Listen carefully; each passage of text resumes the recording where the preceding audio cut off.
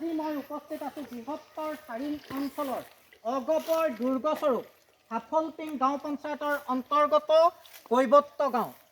আজি আমি জানিবলৈ আহিছোঁ গাঁওবাসীৰ সমস্যা। যি সময়ত এনে এটা সময় আছিলে, এই অঞ্চলটো ৰাইজে কোৱা মতে অগপ দুৰ্গস্বৰূপ আছিলে আৰু সেই দুৰ্গত আজি খহনীয়া হ'ল এই বিধায়কজনৰ ৰাইজৰ প্ৰতি থকা দায়িত্বহীনতাৰ বাবে। যি কি নহওক, সেই কথাখিনি আমি জানিবলৈ চেষ্টা কৰিম ৰাইজৰ মুখৰ পৰা।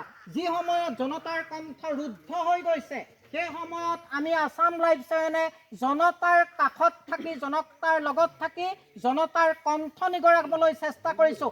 আহক আমি গাঁওবাসীৰ মনৰ বতৰা জানিবলৈ চেষ্টা কৰোঁ। দাদা, কি ক'ব? প্ৰথমতে মই আসাম টাইমছৰ শুভেচ্ছা জনালোঁ।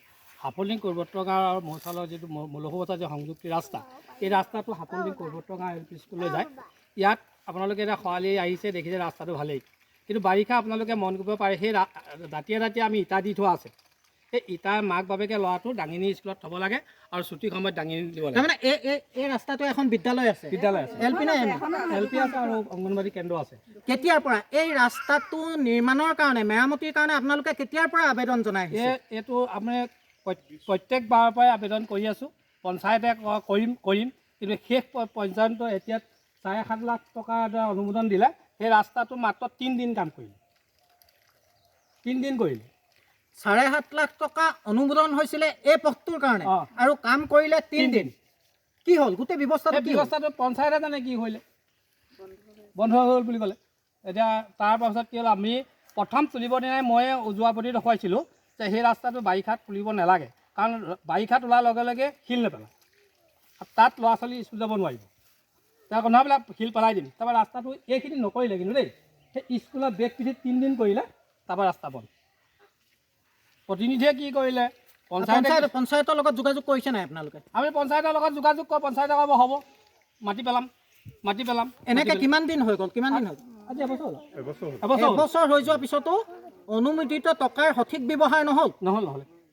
কিয় দৰ্শকসকল, বঞ্চিত উপেক্ষিত জনতাৰ বুকুত আজি জ্বলিছে ক্ষোভৰ জুই। আজি শনিবৰীয়া বজাৰ, এই বজাৰ এৰি আজি এই পুৰুষসকল এই পথত কি কাৰণে অৱস্থান কৰিব লগা হৈছে আপোনালোকে অনুভৱ কৰক। এতিয়া পথাৰৰ দিন, আঘোণৰ পথাৰত মহিলাসকলে ধান দাবলৈ বাদ দি আজি ৰাস্তাৰ পথৰ ওপৰত অৱস্থান কৰিছে। কিমান ক্ষোভ, কিমান খং, কিমান বেদনা বুকুত থাকিলে এনেধৰণে পথত অৱস্থান কৰিব পাৰে আপোনালোকে অনুভৱ কৰক। কি ক'ব মহিলাসকলৰ ফালৰ পৰা? কোনে ক'ব? ৰাস্তা পদূলিৰ কথা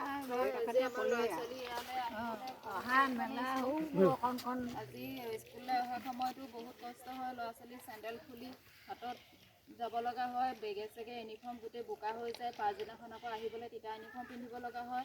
ঠিক তেনেকৈ আজি আমাৰ ল'ৰা ছোৱালী নহয়, আজি গোটেই গাঁৱৰ ল'ৰা ছোৱালী তেনেকেই কষ্ট কৰি পঢ়া শুনা কৰি আছে। কিন্তু আজিলৈকে প্ৰতি বছৰে, আগতেও এনেকৈ নিউজ লাইভ আহিছে, কিন্তু আমি প্ৰতি বছৰে আশালৈয়ে আমি জীয়াই আছোঁ। আজিলৈকে কিমান বছৰ হৈ গ'ল এইটো ৰাস্তা? আজি বহুত বছৰ হ'ল। পুৰণা ৰাস্তা, পুৰণা ৰাস্তা, বহুত পুৰণা। বিধায়কক আপোনালোকে কথাখিনি অৱগত কৰিছে নাই পূৰ্বতে? হৈছে, কিন্তু মাজে মাজে ৰাস্তাত মানে হ'ব বুলিয়ে কৈ থাকে। কিন্তু আজি যোৱা বছৰ এপ্ৰিল মাহতে এই ৰাস্তাটো পঞ্চায়তৰ ফালৰ পৰা অলপ আহিছিল অনুদানটো। তেতিয়া ক'লে যেন মাছ পেইণ্টিঙৰ যিটো তাৰমানে এতিয়া 21-22 চনৰ যিটো তাৰমানে আহিছিলে আঁচনি, সেই তেতিয়া মানে এই ৰাস্তাটো চেংচন হৈছিলে। সেই কামটো মানে তেতিয়া বাৰিষা চিজন অহাৰ কাৰণে বোলে আকৌ বোলে 23 চনটো অহাৰ লগে লগে